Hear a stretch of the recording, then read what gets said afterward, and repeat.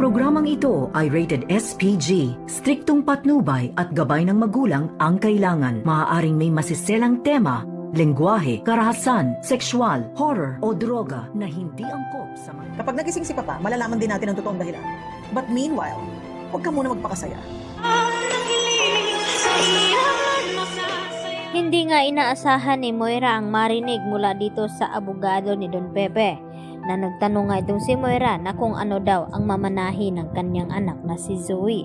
At dito nga na binanggit ng abogado na wala na daw hindi na kabilang itong si Zoe sa mamanahin na kayamanan dito ni Don Pepe dahil bago nga ito nangyari itong aksidente ni Don Pepe ay agad daw siyang tinawagan nito at sinabi na tanggalin daw itong si Zoe sa listahan na magmamana ng mga ari-arian. At dito nga rin na ipinagtataka ng abogado na kung bakit napatawag nga at kung bakit binago ni Don Pepe ang last will of testament.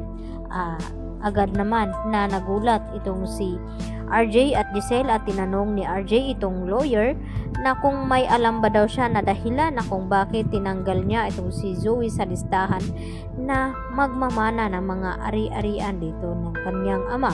At dito nga na ipinaliwanag ni attorney sa kanila na wala daw nabanggit itong si Don Pepe na dahilan. At isa lamang ang naisip dito ni Giselle at ni RJ na baka may alam itong si Kinito sa mga ipinapagawa ni Don Pepe sa kanya dahil yun nga ang pinagkakatiwalaan ni Don Pepe na palagi niyang kasama itong si Kinito. Kaya agad na umaksyon itong si Giselle at RJ upang tawagan at pauwiin ng bansa itong si Kinito at nang makausap niya ng personal kung may alam ba siya bago mawala itong si Don Pepe kung may pinapagawa ba sa kanya.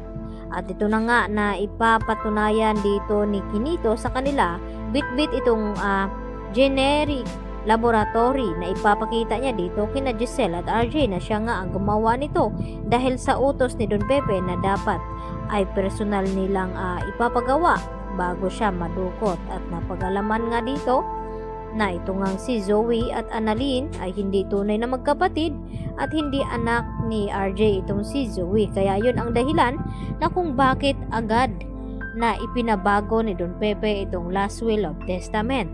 At dito naman na sinabi ni Giselle kay Moira na wag daw muna siyang magpakasaya sa ngayon dahil once na magising daw ang ama ni Giselle at RJ, malalaman din daw nila ang dahilan kung bakit agad na inalis itong si Zoe sa mana ni Don Pepe.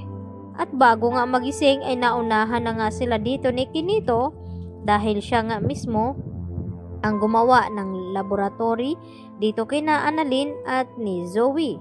Kaya hindi magtagal ay mabibisto na nga ang mga pangloloko na ginagawa ni Moira sa kanila at ni Zoe.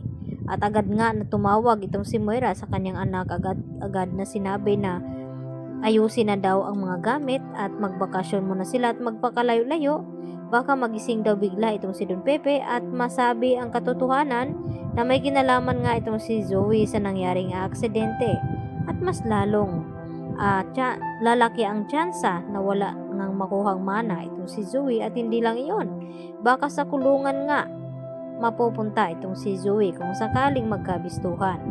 Kaya agad naman na kumilos agad din itong si Annalyn. Kaya napag-alaman nila nung tumawag itong si Kinito na kinakailangan daw nila itong makita ang mga documents na ibinigay nga ni Don Pepe bago mawala. Kaya magugulat ang lahat sa kanilang makita at malaman na itong si Zoe ay isang impostor.